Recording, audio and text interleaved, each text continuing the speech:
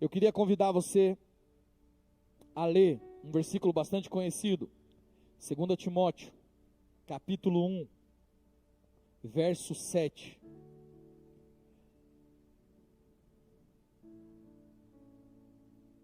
Eu coloquei na versão ARA, tá? Esqueci de passar a versão, coloquei na versão ARA para mim aqui.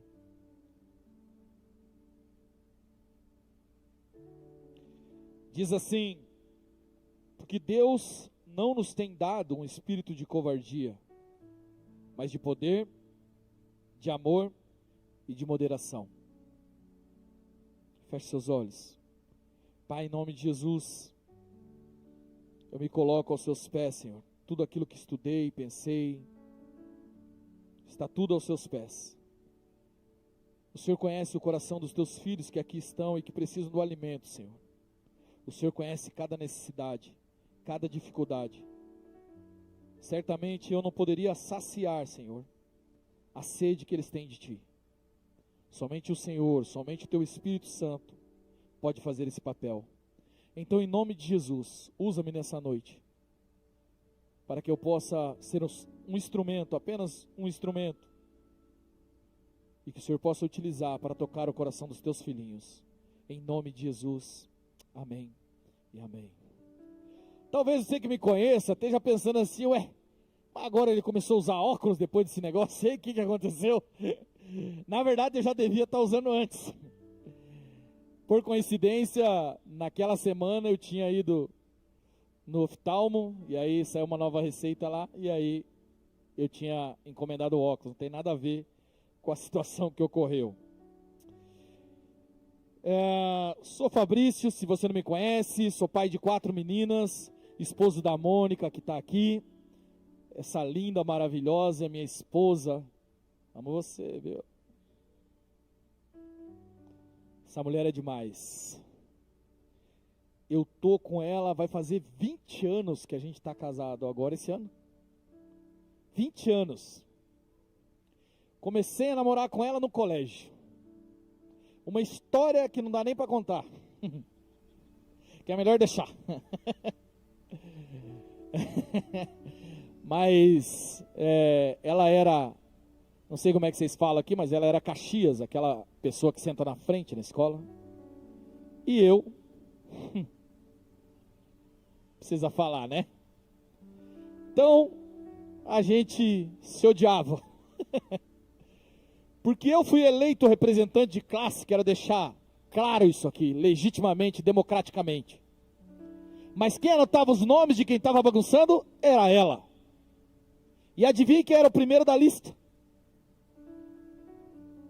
Eu. Às vezes eu ia lá, via que o meu nome estava anotado, eu falei, por que você anotou meu nome? Eu nem baguncei, ela falava assim, mas vai bagunçar. Vejo que és profeta, vou mesmo. E Deus foi maravilhoso conosco. E hoje estamos aqui. Eu falei para ela, vai casar comigo, hein? Deus me livre, você é um bagunceiro. Vou bagunçar tua vida, garota. Até hoje, largando toalha na cama, tênis na sala. Não, melhorei um pouquinho, né, amor? Amém, queridos, mas vamos de Bíblia, né? Que senão daqui a pouco meu telefone toca aqui, o pastor Felipe. Ô Fabrício, o que é isso? O que está acontecendo aí? Vamos lá, vamos de Bíblia. Eu quero pedir para você abrir lá em 1 Reis, capítulo 19. Vamos ler uma história aqui, e eu quero estudar um pouquinho essa história com você. 1 Reis, capítulo 19. Deixa eu abrir aqui no meu, e daí vou acompanhando com você lá.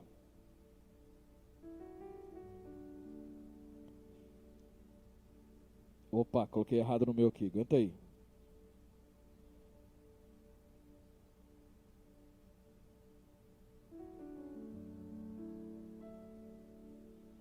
Acabe fez saber a Jezabel tudo quanto Elias havia feito e como matara todos os profetas à espada. Vamos pro próximo.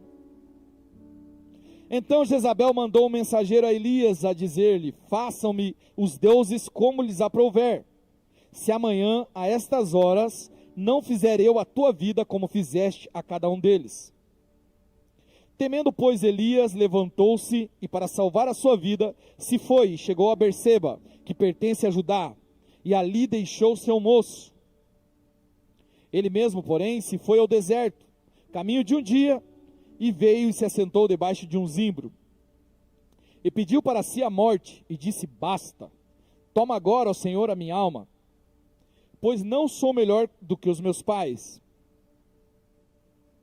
Deitou-se e dormiu debaixo do zimbro, e eis que um anjo tocou-lhe e disse: levanta-te e come. Olhou ele e viu junto à cabeceira um pão cozido, e sobre as pedras em brasa uma botija de água. Comeu e bebeu, e tornou a dormir.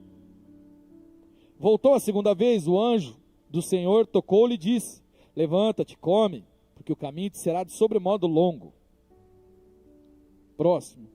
Levantou-se, pois, comeu e bebeu, e com a força daquela comida, caminhou 40 dias e 40 noites até Horebe, o monte de Deus. E ali entrou numa caverna, onde passou a noite.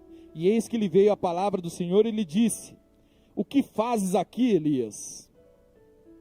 E ele respondeu: tenho sido zeloso pelo Senhor, Deus dos exércitos, porque os filhos de Israel deixaram a tua aliança, e derribaram os teus altares, e mataram os teus profetas à espada. Eu fiquei só, e procuraram tirar minha vida. Próximo. E disse-lhe Deus: sai, põe-te neste monte perante o Senhor. E eis que passava o Senhor, e um grande e forte vento fendia os montes, e despedaçava as penhas, diante do Senhor, porém o Senhor não estava no vento. Depois do vento, um terremoto, mas o Senhor não estava no terremoto.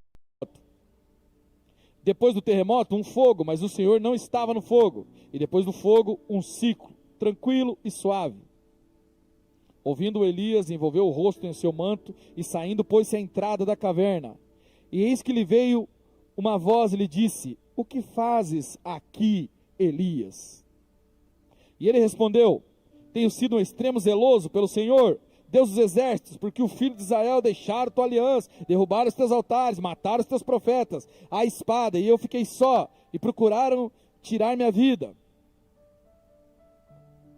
Disse-lhe o Senhor: você já me contou essa história, não, estou brincando. Disse-lhe o Senhor: vai, volta o teu caminho para o deserto de Damasco, e chegando lá, unge Hazael, rei sobre a Síria, Jeú, filho de Ninzi, ungirás rei sobre Israel, e também Eliseu, filho de Zafate, de Abel Meolá, ungirás a profeta em teu lugar.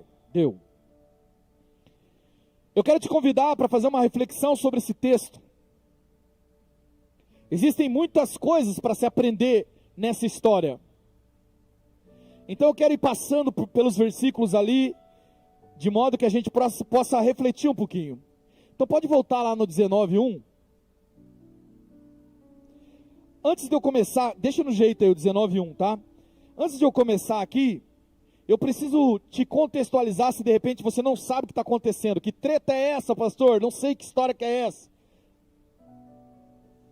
Bom, Elias é um profeta, cara do fogo. Segundo registros históricos, ele frequentava a quarta-feira. O homem era demais, gente. Um dia ele chega no meio da cidade e fala assim, ó: segundo a minha palavra, não vai ter orvalho, não vai chover. Meus amigos aí que são mais estudados, meu amigo Júlio que é PhD, pode me dizer melhor, mas eu não achei nenhum profeta falando assim antes desse homem, em meu nome. Rapaz, quando eu li isso, eu falei, mas que ousado esse homem, cara. Olha a ousadia do homem. Segundo a minha palavra. O que os profetas diziam? Assim diz o Senhor. E aí mandava a letra, né? O cara diz assim, ó: segundo a minha palavra, não vai mais chover. Esse mesmo cara confronta os caras que adoravam a Baal. Israel estava corrompido, um monte de coisa acontecendo. Esse cara chega numa situação e intima todo mundo. Fala assim, brother, a parada é a seguinte: vocês estão falando que isso aí é Deus? Então vamos fazer o seguinte: eu desafio vocês, coloca o sacrifício de vocês aí e fala para Baal descer fogo dos céus e consumir aí. É muito interessante essa passagem, né? Porque Se você leu, você sabe o que eu estou falando. Chega uma hora, pastor Júlio, eu sei não, mas ele caçoa dos outros caras. Ele tira uma onda mesmo. Ele fala assim, ó, fala mais alto, acho que o Deus de vocês não está ouvindo.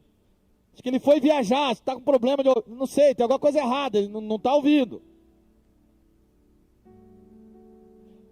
Esse cara, então, faz uma oração que tem mais ou menos 54 palavras na oração dele. Mais ou menos 1 minuto e pouquinho de oração. É tipo oração de domingo quando você está com fome. Sabe aquela oração que você... Às vezes eu vou na casa das pessoas, as pessoas falam assim, pastor, ora. Aí tem comida na mesa, eles acham que a gente vai ficar 2 horas orando lá. Eu termino a oração, eles me olham com uma cara assim, tipo... Rapaz, Elias faz uma oração curtíssima. E de repente vem fogo dos céus. E consome o sacrifício. Esse cara mata 850 homens que serviam, profetas que serviam a Baal, falsos profetas. Esse cara intima Acabe, esse cara era sinistro. Isso, se você ler o capítulo 17 e capítulo 18, você vai entender o que eu estou falando. Eu não posso entrar muito aqui por causa do tempo. Mas lê lá depois, 17 e 18, você ter uma ideia, caso você não saiba quem é Elias. Mas aí nós chegamos nesse trecho aqui. Acabe fez saber a Jezabel tudo quanto Elias havia feito e como matara todos os profetas. Eu já li o texto inteiro, então você sabe o que acontece depois disso. Esse homem ousado do Senhor, esse homem que acabou de ter um episódio que eu imagino esse cara indo dormir. Você já pensou o que esse cara devia andar? O pessoal da intercessão devia pagar um pau para esse cara. Não é possível, né? Imagina, os caras... Elias mandou fogo do céu, velho. Tirou onda com os caras lá, ó. Meu Deus. O cara foi dormir como um cara que entrou para a história ali. Mas de repente, no outro dia acontece isso. Acabe fez saber, pode voltar. Acabe fez saber a Jezabel tudo quanto Elias havia feito e como matara todos os profetas à espada. Eu vejo uma grande lição aqui. Nós precisamos entender que os nossos grandes feitos, aquele momento que Deus usa você, aquele momento em que Deus te dá uma estratégia correta, aquele momento em que você presencia um milagre, ou que você faz alguma coisa extraordinária e você sabe que foi Deus, você precisa entender que a história não acaba ali. Sempre vai ter um Acabe que vai querer contar o que aconteceu para a pessoa errada. Acabe, que no caso aqui é esposo de Jezabel, chega lá e conta tudo para Jezabel. Aí eu pergunto, será que se nós chegássemos para Elias, no meio de todo esse sufoco que ele passou, e perguntasse, se você soubesse, você tinha passado por tudo isso, será que você teria vivido tudo isso? Talvez no momento que ele estava ali, não dá nem para arriscar uma resposta. Mas o fato é que tem gente que deixa de viver, por conta do medo do que vai acontecer. Você fala assim, olha, eu queria fazer alguma coisa, eu queria orar por essa pessoa, mas, sei lá, né, sabe Deus o que vai acontecer. Porque às vezes a gente teme o que Jezabel pode nos fazer. Jezabel aqui representa um espírito de intimidação.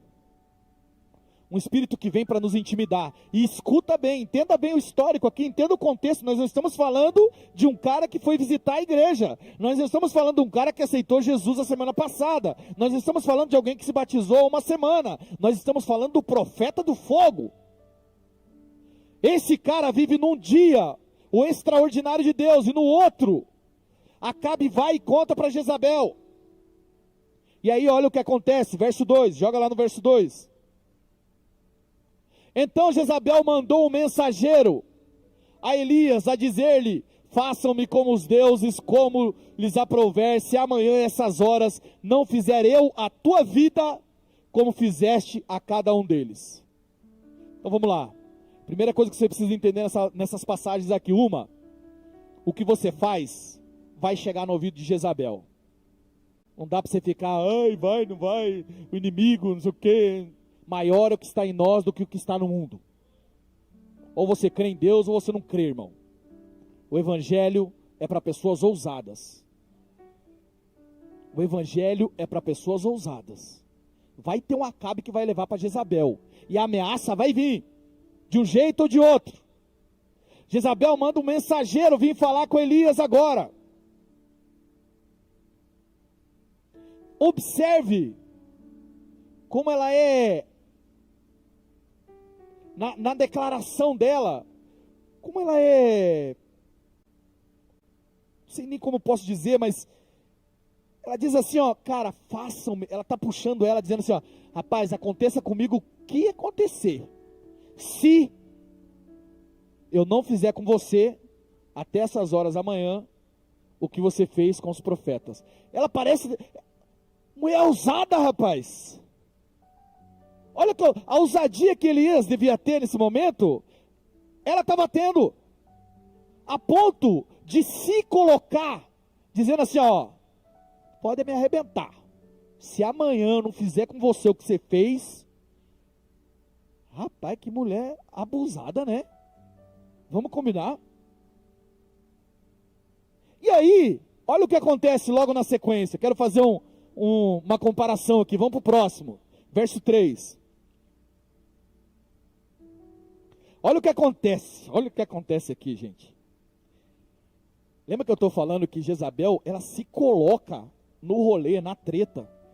A treta foi com os profetas, a Acabe presenciou, ela nem estava na treta ali, fisicamente. Ela diz assim, ó, aí ó, a parada é a seguinte, ó, que os deuses façam comigo o que quiser, se amanhã eu não te fizer o que você fez com eles. Ela colocou a própria vida dela na mesa de negociação. Em comparação, Elias, vendo essa atitude dela, olha o que acontece, temendo, pois Elias levantou-se e para salvar a sua vida, se foi, e chegou a Berseba, que pertence a Judá, e ali deixou o seu moço. Sabe o que acontece aqui? Autopreservação. A autopreservação muitas vezes nos permite ser intimidados. Enquanto Jezabel está dizendo assim, ó, rapaz, se for preciso, pode matar eu, mas se não, eu vou pegar ele lá. Enquanto ela faz isso, ela se coloca na linha de tiro. Elias, nesse momento, deu tanta voz, deu tanta força aquilo que o mensageiro trouxe, que ele teme. E aí, para preservar a sua vida, diz ali, ó, para salvar a sua vida. Para salvar a sua vida, lê o contexto inteiro depois ele pede para Deus para morrer. Qual é o sentido? Ele estava tão intimidado. Às vezes, tem uma frase, que eu não vou lembrar a frase correta, mas eu acho que é do Martin Luther King, que ele diz assim, que se um homem não sabe o motivo pelo qual morrer, então ele não tem motivo pelo qual viver.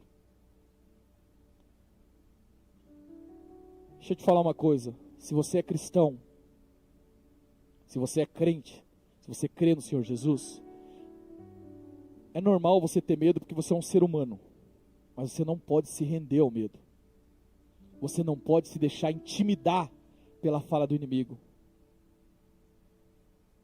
O inimigo pode vir e falar coisas no seu ouvido, e dependendo da sua atitude, muitas coisas podem acontecer.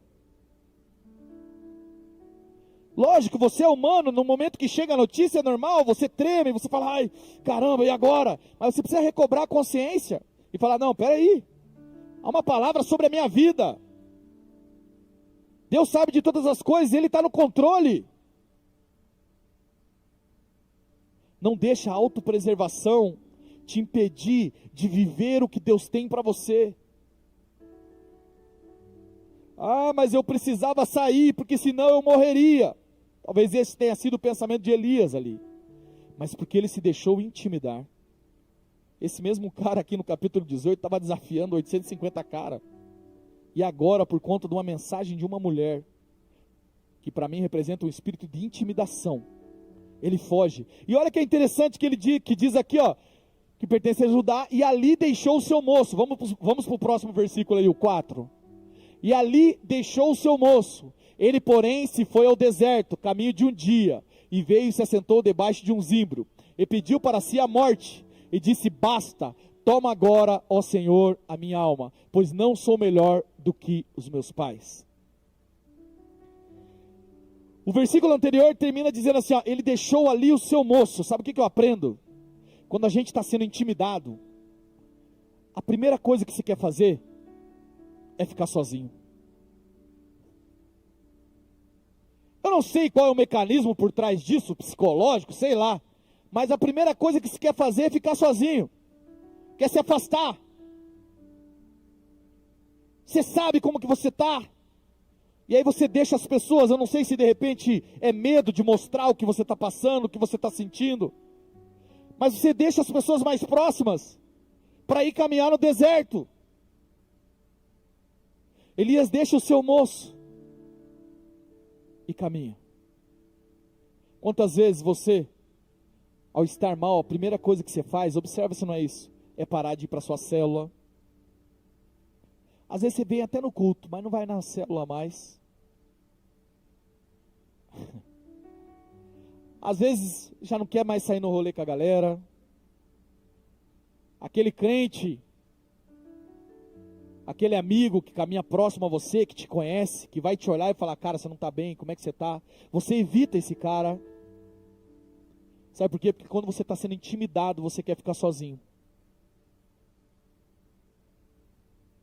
E a Bíblia diz então, continua ali dizendo que então ele se vai ao deserto, caminho de um dia, veio e se assentou debaixo de um zimbro, e pediu para si a morte.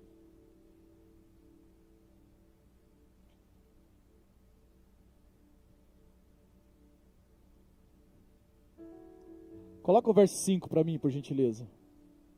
Deitou-se e dormiu debaixo do zimbro, e eis que o anjo tocou e lhe disse: levanta-te e come. Veja que interessante, porque ele vai embaixo de um zimbro. E quando você vai pesquisar, você vai saber que zimbro fala de renovação espiritual. Mas eu estava pensando que ele se deita ali e dorme. A nossa posição muitas vezes nos revela como nós estamos. Observe, às vezes você olha para uma pessoa e sabe como ela está pela posição que ela está, pelo posicionamento que ela está tomando. Você quer ver uma coisa? Quando a pessoa chega na igreja, ela chega dizendo assim, ó: nossa, que igreja legal, que igreja massa, cara, é demais aqui, cara. Nossa, tem os atalaias, você viu, os caras parecem polícia, né? Nossa, que legal e tal, e vai. Nossa, e os boas-vindas, colocar logo os dois juntos. Boas-vindas e tal, que benção, os caras são demais, isso é aquilo. Nossa, a igreja tem isso, a igreja tem aquilo. Esse cara está chegando, está feliz, e alguns ficam assim para a glória de Deus. Mas alguns, conforme o tempo vai passando, vai mudando o posicionamento. Ela já começa a criticar. Os atalaias só fica aquelas caras de bravo lá. Quem tem medo de cara feia. Não, como é que é? Cara feia pra mim é fome. Não, os boas-vindas, toda vez que eu chego, eles querem me abraçar. Eu não gosto que me toque. Chato. Tô brincando, tá? É que eu gosto, né? Daí tem que respeitar quem não gosta. Chato. Mas o posicionamento começa a mudar. A pessoa já começa a olhar tudo meio negativo. Já viu isso? É igual no trabalho. O cara começa a trabalhar, tá lindo, maravilhoso. Fala: nossa, cara, muito legal aqui, velho. Olha, cara, o vale-refeição, eles pagam em dia. Aí o funcionário que tá lá há muito tempo, que já tá chateado, que tá querendo ir embora, fala assim: ó, eles pagam em dia porque é pouco. Não, mas tem o VR. Vale pastel isso aí, rapaz. Não dá para comprar nada. Não, mas o clima aqui é bom. É bom nada, o ar-condicionado está falhando, você não sabe de nada e tal. Esse posicionamento começa a revelar como é que está o cara, como é que o cara está. Se o cara dentro da igreja começa a reclamar de tudo, se você está reclamando de tudo, você começa a olhar para as coisas, está tudo meio ruim, talvez o que esteja ruim sejam os seus olhos. Talvez você precise parar um pouquinho e falar, não, peraí, o que está acontecendo? Talvez você esteja desanimado, que é o que acontece na maioria das vezes. Quando a gente está desanimado, a gente tem vontade de deitar e dormir, não é assim? Para dar uma adiantada no tempo. As minhas filhas, quando a gente vai viajar, que eu caio na besteira de falar antes, os pais sabem do que eu estou falando. Se eu falar uma semana, eu estou lascado, porque elas vão perguntar de hora em hora até dar uma semana. Chega uma hora que a gente fala assim, dorme, que daqui a pouco chega. Às vezes o dormir é querer aliviar, passar rápido. E não que não seja bom, é importante dormir. Mas da maneira certa e pelo motivo certo. Elias aqui deita-se embaixo desse zimbro, dorme, e então um anjo toca e diz, levanta-te e come. Vamos para o próximo. Olhou ele e viu junto à cabeceira um pão cozido sobre as pedras em brasa e uma botija de água, comeu e bebeu e tornou a dormir. Quando eu li isso aqui, fiquei pensando assim, rapaz do céu, ele voltou a dormir. O homem era muito espiritual, que devia ver anjo sempre. Rapaz, que se eu levanto e vejo um anjo trazendo comida, não, vou trocar ideia aí, tio. Ah, eu ia dar uma de Jacó. Me dá minha vitória para depois subir. Mas ele estava tão desanimado, tão intimidado por aquela mensagem que foi entregue para ele, que ele comeu e voltou a dormir. Não sei se você está entendendo o que eu estou querendo dizer, mas às vezes, você vem para a igreja, é alimentado e volta a dormir. Tamanho é o seu desânimo. Você vem, tudo acontece aqui, a galera pula, o Senhor fala, o Senhor brada, isso, aquilo, e você sai daqui e volta a dormir espiritualmente. E você fala, não sei o que acontece comigo. Eu vou na igreja, é até legal, mas daí talvez você esteja embaixo de um espírito de intimidação. Talvez Satanás de alguma maneira esteja intimidando você, a ponto de você nem perceber o que é celestial, porque havia um anjo ali, havia uma comida que foi provida por Deus. Deus manda entregar.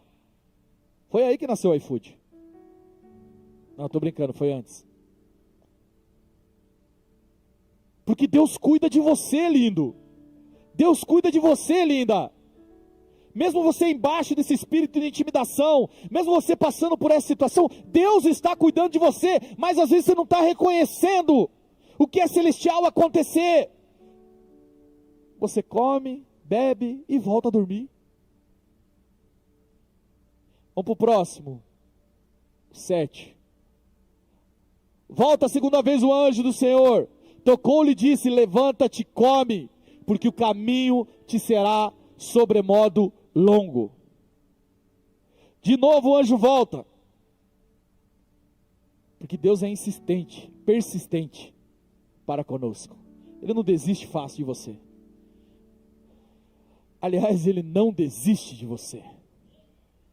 Só que a segunda vez que ele vem com a comida, ele diz assim, meu irmão, come, bebe, porque você tem um caminho longo.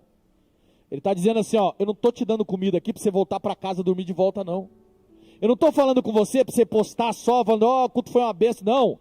É porque você tem um caminho longo. Você tem um propósito, você tem um chamado, você tem algo para viver. Enquanto você dorme, esse chamado está dormindo com você. Ele está dizendo para você, come, bebe, porque tem um chamado, você precisa percorrer esse caminho, percorrer essa jornada. E aí olha lá o que acontece. 8. Levantou-se, pois, comeu e bebeu, e com a força daquela comida, caminhou 40 dias e 40 noites, até o Horebe, até o monte de Deus. 40 dias e 40 noites. Devia ser um buffet livre. O Senhor te alimenta por um propósito, para que você possa caminhar a jornada. Não, você não está entendendo. Você está recebendo essa palavra aqui por um motivo. Não é para você voltar para casa e dormir, não. É para esse chamado explodir dentro de você. Esse alimento é para te fortalecer, para que você possa caminhar cada passo da sua caminhada. O Senhor te alimenta, mas alimenta por um propósito, te alimenta por um motivo, porque Ele quer que você caminhe. Vamos para o próximo. Verso 9. Ali entrou numa caverna onde passou a noite, e eis que lhe veio a palavra do Senhor, e lhe disse: o que fazes aqui, Elias? O que fazes aqui, Elias? Quando você está passando por um processo de intimidação, quando você está passando por um processo de opressão, quando você está atravessando por um processo que você está mal muitas vezes, Deus vai te levantar de um lugar para levar para o outro. Mas às vezes é nesse lugar que Ele vai falar com você. Ele te tira daquele lugar, Ele te tira debaixo do zimbro e te leva para outro lugar. Sabe por quê? Porque quando eu li isso aqui eu falei: rapaz, mas foi Deus que levou ele para lá? E agora está perguntando o que ele está fazendo lá? Mas entenda que Ele não está falando do aqui, geograficamente. Ele está dizendo: cara, eu tenho planos para você, eu tenho projetos para você, e você está vivendo embaixo disso. Até quando você vai ficar vivendo isso? Até quando você vai ficar se escondendo? Você precisa avançar. Você não pode deixar essa intimidação te aprisionar como tem feito. O que você está fazendo aqui, Elias? Aí prossegue, verso 10, ele conta a historinha triste, diz assim: tenho sido zeloso pelo Senhor, Deus dos exércitos, porque os filhos de Israel deixaram, observe essa história aqui, ó. Olha o que ele está falando: tenho sido zeloso, eu tenho sido zeloso pelo Senhor, Deus dos exércitos. Eu estava dormindo embaixo do zimbro até agora, mas tenho sido zeloso.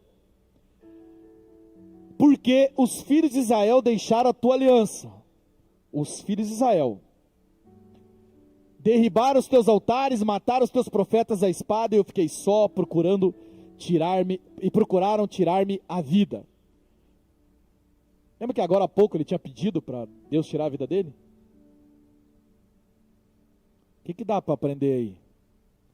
Quando eu estou lendo os versículos assim, eu quero que você raciocine junto, que você tire lições que de repente eu não tirei aqui no verso. Mas olha que interessante. Porque ele fala o que ele foi, fala o que os filhos de Israel deixaram a tua aliança. Deixa eu te contar uma coisa: quando você começar a olhar muito para o pecado do povo, quando você olhar muito, porque eles fazem isso, eles fazem aquilo, porque o meu ministério faz isso, porque a minha denominação faz assim, faz assado, está errado isso e aquilo, cara, isso é um mau sinal. Aliás, esse é um sinal péssimo, porque você começa a enxergar só o que você está querendo enxergar. Você está arrumando justificativa. A prova disso, veja o próximo versículo, vai lá, próximo versículo. Olha a resposta de Deus. Disse-lhe Deus: sai e põe-te neste monte perante o Senhor. E eis que passava o Senhor em um grande forte. Só entenda o que está acontecendo aqui, ó. Ele contou uma baita de uma história triste. Falou: está acontecendo isso, aquilo outro. Cara, Deus não deu moral nenhuma para a história dele. Deus não entrou na historinha dele, na história triste dele, não. Deus fala assim: cara, sai, ponte neste monte perante o Senhor. E eis que passava o Senhor em um grande forte vento, fendia os montes, despedaçava as penhas diante do Senhor. Porém o Senhor não estava no vento. Depois do vento, o terremoto, mas o Senhor não estava no terremoto. Pode pôr o próximo versículo. Depois do terremoto, um fogo, mas o Senhor não estava no fogo. Depois do fogo, um ciclo tranquilo e suave. Próximo versículo. Ouvindo-o Elias, envolveu-se o rosto no seu manto, e saindo pôs-se à entrada da caverna. E eis que lhe veio uma voz e lhe disse: O que fazes aqui, Elias? Elias! Tem gente que às vezes vem se aconselhar comigo que eu tenho vontade de falar: o que fazes aqui, Elias? Agora, eu imagino que Elias elaborou uma resposta diferenciada que possa justificar o fato dele continuar na caverna. Vamos para o próximo versículo. Não, Elias, nossa, tá de sacanagem. Não, você deu, rapaz, você deu um Ctrl-C, Ctrl-V. Você está brincando comigo, Elias? A gente lendo assim, fica parecendo, né, que ele foi... Mas você não tem ideia do quanto isso acontece nos gabinetes. Deus fala para você: o que você está fazendo aqui, Elias? Eu tenho um chamado para você. Deus fala, e daí de repente está você: ei, mas é que lá atrás aconteceu isso, aquilo outro. Mas que as pessoas da minha célula não me amam. Porque agora nós estamos com um negócio, ó, quero falar uma verdade para você, tá? Meu Deus, vou cuidar do horário aqui. Falar um negócio para você. Eu sou um cara que prezo pelo amor, eu acredito no amor. Óbvio, né? Estamos na igreja. Mas assim, eu falo em amor também na maneira de falar e assim por diante. Mas rapaz, tem um negócio de não me amam, e não me amam, e não me amam. Rapaz, eu não vi nenhum versículo, pastor Júlio, pastor Luca, depois vocês me corrigem se eu estiver errado. Eu não vi nenhum versículo dizendo assim, ó: seja amado, você vai ser, as pessoas têm que te amar. O versículo diz para a gente amar o próximo, não fala para ser amado pelo próximo. Seu papel é amar o próximo, meu filho. Não fica preocupado se estão te amando, se não estão te amando. O seu papel é amar o próximo.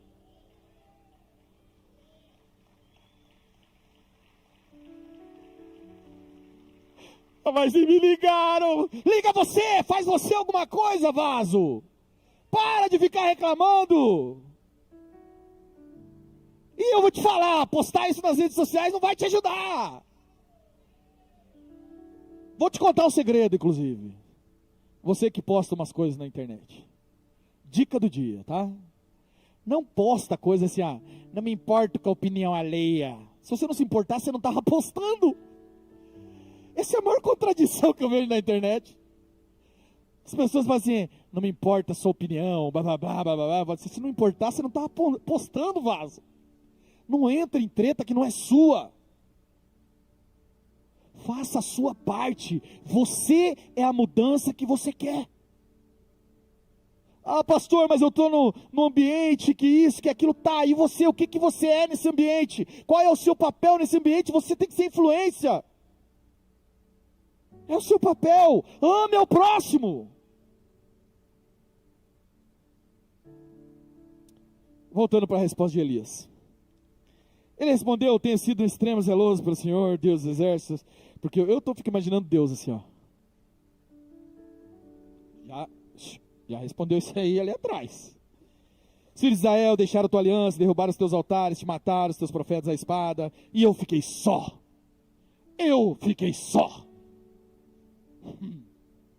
Rapaz, o que eu já ouvi desse eu fiquei só? Eu servi tanto, pastor, eu já ajudei, fiz isso, fiz aquilo. Ó, não quero relativizar sua dor não, tá? Me perdoa, mas preciso falar também.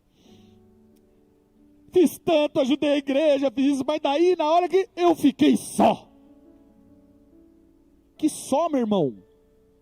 Então você não acredita em Jesus, em Deus, no Espírito Santo. Como é que você ficou só? Não dá para ficar só quando você serve a Jesus. Jesus nunca te deixa só. Só que Jesus sabe tratar com você. E talvez você esteja querendo um reconhecimento. Umas luzes sobre você dizendo: lá vai aquele que ajudou a célula. Lá vai aquele que ajudou a igreja até as 3 da manhã. Lá vai aquele que isso ou que aquilo outro. Meu amado, Jesus conhece seu coração. E nunca vai te deixar só. O nosso papel é amar o nosso próximo. O nosso papel é fazer o máximo para que as pessoas não fiquem sozinhas em momentos difíceis. Fato, ponto. Não estou discutindo isso. Mas você precisa entender. Você precisa entender, irmão. Não é para você ficar com autocomiseração. Eu fiquei só. procuraram tirar minha vida, matar o meu ministério. E eu não estou dizendo que tem pessoas que não passem por isso, há pessoas que passam por isso mesmo, mas até nisso o Senhor está com você. Você não pode esquecer disso. Vamos para o próximo versículo aqui, que senão eu vou me perder no tempo, que já me perdi. Disse-lhe o Senhor: vai e volta o teu caminho para o deserto de Damasco.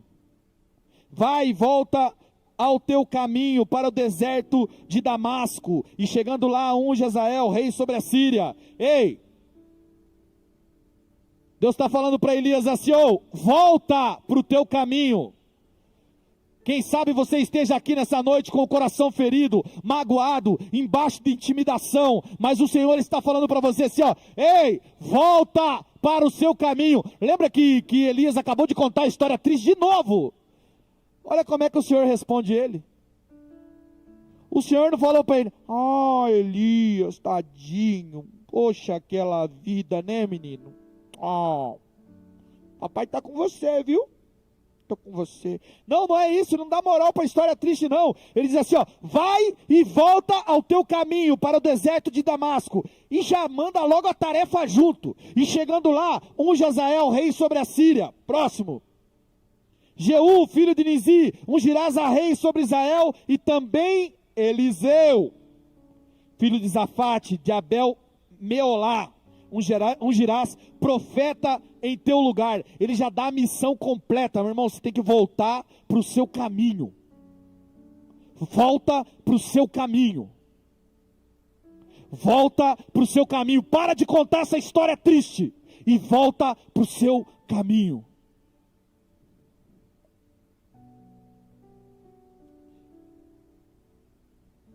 Agora, quando eu analiso esse texto todo, eu entendo que Elias estava sob uma forte influência de um espírito de intimidação, que aqui conhecemos como Jezabel. Uma mensagem tirou ele do lugar do capítulo 18 e jogou ele para o capítulo 19, como um cara que pede para Deus tirar a vida dele. Outro ponto importante aqui no versículo, que ele pede para tirar a vida. Olha que interessante, que ele fala para Deus assim: Deus, não dá mais para mim, me leva de volta, não dá. Perceba que nesse momento, ele está sozinho, que ele está ali no deserto, se isolou, está sozinho. A intimidação, ela provoca medo. O medo muitas vezes gera fuga. Na fuga você acaba se isolando.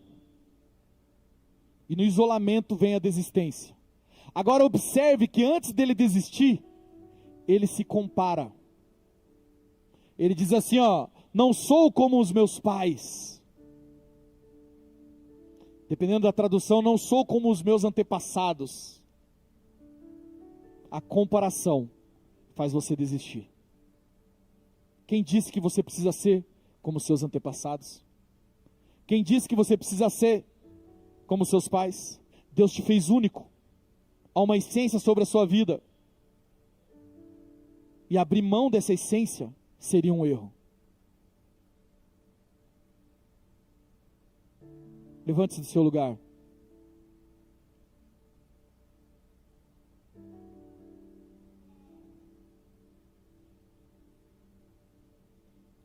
Quero pedir para os diáconos já ficarem a postos aqui para a ceia. A gente já vai finalizar.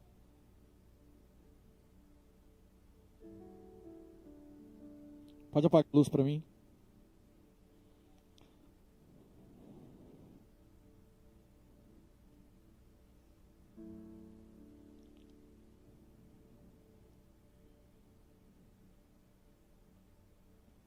A intimidação quer calar o profeta. E a intimidação vem de várias maneiras. A intimidação é um instrumento de manobra de Satanás para fazer você ficar parado. Sabe por quê? Porque Deus colocou um dom dentro de você. Deus colocou algo especial dentro de você. E se você se permitir ser intimidado, esse dom vai ficar travado aí. Ele não vai acontecer. Por isso, Ele me traz aqui nessa noite para te dizer: a intimidação não pode mais dominar sobre a sua vida.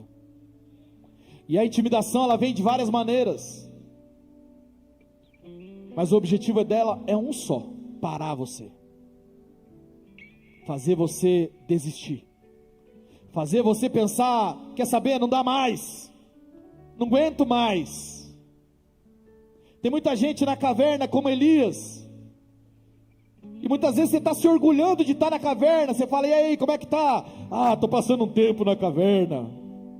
Devia ser vergonhoso você falar isso, vaso, porque Deus não te chamou para a caverna. Ele está falando: volta para o caminho do teu caminho, volta para o caminho de Damasco, volta para aquilo que eu te chamei, volta para aquilo que eu destinei você a alcançar. Mas a intimidação está tão forte, a mensagem de Satanás está tão latente nos seus ouvidos, que você não consegue ouvir o que Deus está falando. Deus vem e te alimenta, você volta e dorme. Deus vem e te pergunta o que você está fazendo aqui, e você vem e conta a sua história triste, dizendo: eu fiquei só. O próprio Deus ali falando com ele, e ele diz: eu fiquei só. Agora, por óbvio, eu não posso menosprezar um profeta dessa grandiosidade, e eu acho maravilhoso a Bíblia, sabe por quê? Porque ela relata isso. Qualquer autor teria falado assim: vamos deixar essa parte escondidinha, porque não ficou muito bem, não encaixa muito bem. Não, encaixa assim para mostrar que todos nós estamos suscetíveis a esse tipo de coisa, que todos nós estamos suscetíveis à intimidação. A mensagem que Jezabel nos manda, nos envia. Agora nós temos uma opção: ou nós vivemos embaixo da palavra de Jezabel, ou vivemos embaixo da palavra que Deus tem para nós. Enquanto eu estava internado no hospital, eu confesso a você que eu fui muito intimidado, e por isso eu comecei a meditar nesse lance de intimidação,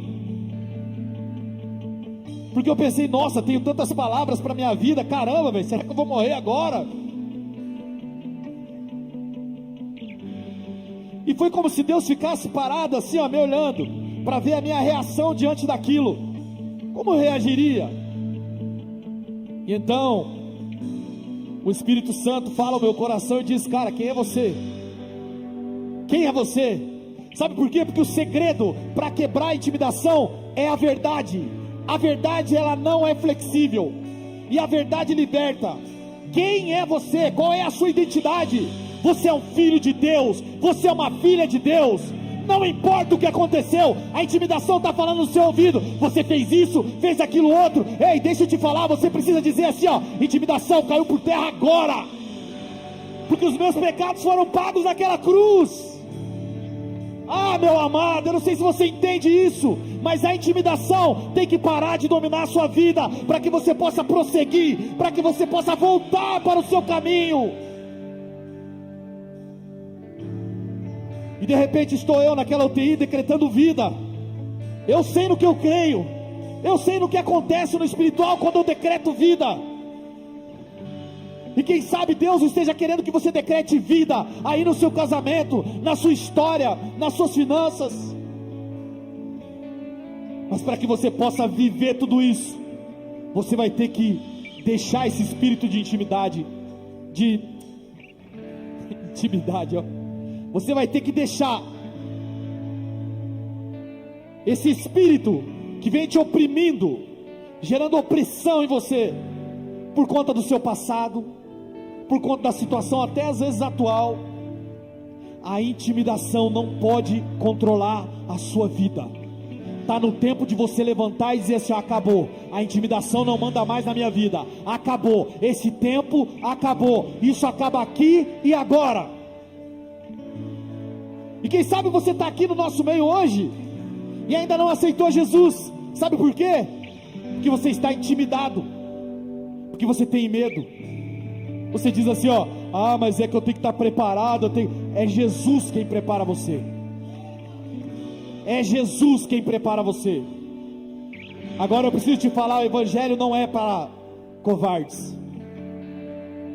Por isso o Senhor fala tanto: Seja forte e corajoso. Seja forte e corajoso. Seja forte e corajoso. Quer entrar na terra prometida? Seja forte e corajoso. Seja forte e corajoso. Então eu quero lhe dar a chance de aceitar a Jesus como seu Senhor. Se você está aqui nessa casa, está desviado dos caminhos do Senhor, ou quem sabe nunca aceitou Jesus como seu Senhor, eu quero te dar a oportunidade de aceitá-lo agora, nesse exato momento. Se você aceita Ele como seu Senhor e Salvador, levante sua mão bem alto que eu quero te ver em nome de Jesus. Aleluia, louvado seja o Senhor. Aleluia, glória a Deus. A melhor decisão da vida de vocês. Aleluia, louvado seja o Senhor. Uma salva de palmas. Ei, o melhor milagre de todos. A intimidação cai por terra hoje. O espírito de intimidação já não te domina mais. Agora você passa a ser propriedade de Jesus.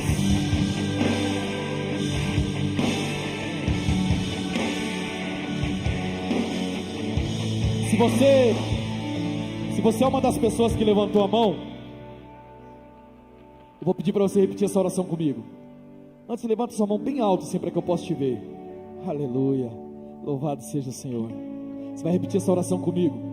Assim, ó, Senhor Jesus. Senhor Jesus, Eu entrego a minha vida em suas mãos. em suas mãos. Escreve Escreve o meu o nome meu nome no livro da vida, no livro da vida e que eu possa viver e que eu possa viver todos os planos todos os planos que o Senhor tem para mim. que o Senhor tem para mim. Em nome de Jesus. Em nome de Jesus. Amém e amém. Dá uma salva de palmas bem forte para essas pessoas que aceitaram a Jesus. No final do culto nós teremos lá, após o culto aqui, você pode se dirigir ali na lateral, no Boas-Vindas. Deixa o teu nome, telefone, que a gente quer te ajudar nessa jornada em nome de Jesus.